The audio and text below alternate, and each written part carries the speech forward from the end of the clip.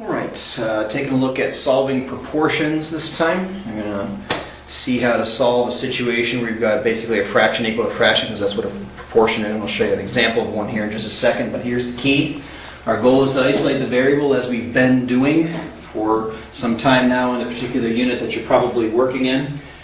You're going to begin by cross-multiplying, which means multiplying the numerator times the denominator on one side and the other, and then the other numerator denominator, and I'll show you what that looks like.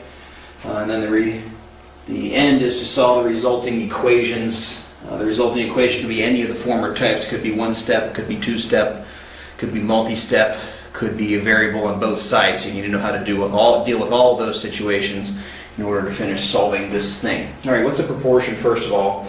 5/7 is what's called a ratio. It's where the word rational number or rational comes from, because it's something that makes sense. You have 5 out of 7. That's a ratio. A proportion is when you have a ratio equal to another ratio, or a fraction equal to a fraction. And particular property of proportions is that if you multiply these two numbers and you multiply these two numbers, you always get the same answer. And that's the fact we take into consideration and we use in order to be able to solve a proportion in any situation. Since these two have to multiply to get the same answer, those two, they call it cross multiplication. You can see why we use that fact in order to be able to solve for the variables that might exist within a proportion. Alright, this will be a pretty straightforward, quick little lesson. Cross multiply here. X times 60 produces 60x. 12 times 18 produces, well, let's see, 18 times 12, 6, 3, 18, 100, 6, 216. All right. And so to solve for x, we divide both sides by 60.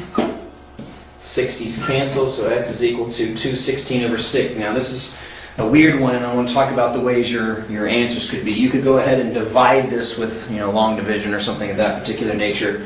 You could also just reduce the fraction, leave it in a fraction form. You could leave it as an improper fraction. You could leave it as a mixed number, or you can divide it in order to make it into a decimal. I really don't care which format it's in, although the decimal is usually a little bit easier to deal with when we go back to do the check, because you usually use your calculator in order to make that happen. So I'm going to go decimal route on this particular one. So I want to divide 60 into 216. Alright, 60 is not going to go into 21, so 60, maybe 3 times 3 times 60 is 180. And that's going to be 636. I'm going to have a decimal here. Bring down a 0. 60 goes into 360 6 times. So my solution is 3.6. Alright, now I want to check it. So 3.6 is to 12, as 18 is to 60.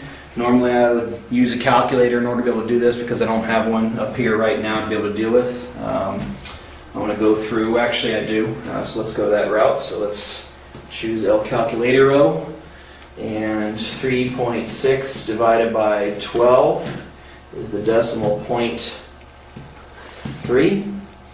And going back to that, I want 18 divided by 60. That's also 0.3, so there's my check. And that's something to be aware of when you're dealing with them, is how you want to do your answer. Do you like decimals? Do you like improper fractions? Do you like mixed numbers? That's something to keep in mind as you deal with these. Alright, next example, I just put the x in a weird spot. Nothing changes. Cross multiply. That's going to be 32x is equal to 80.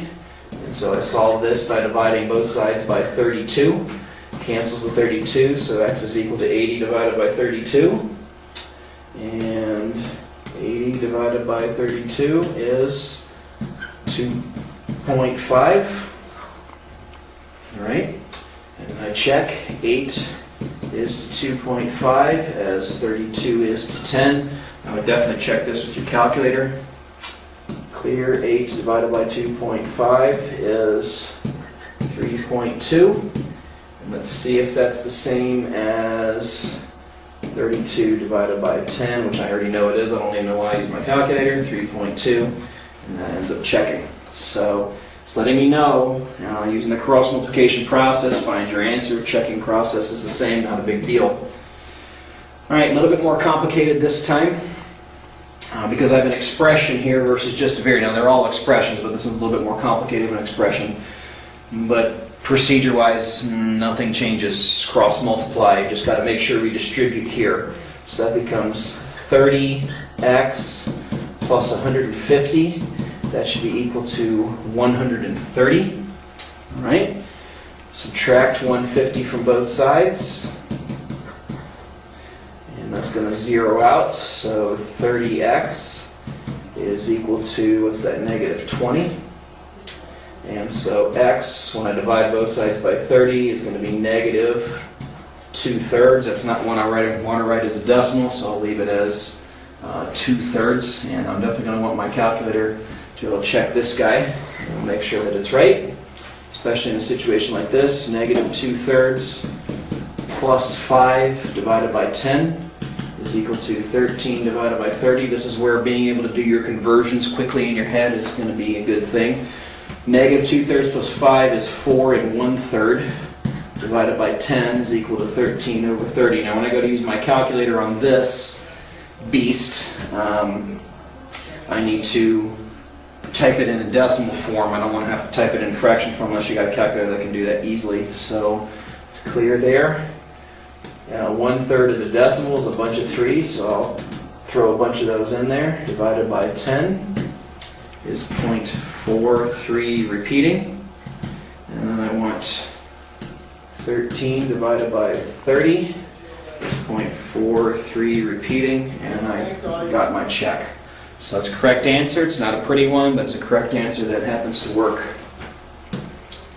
All right, lastly, situation like this. Got a variable in two different spots. Nothing changes. Go through, cross multiply, and deal with the equation that comes out of that.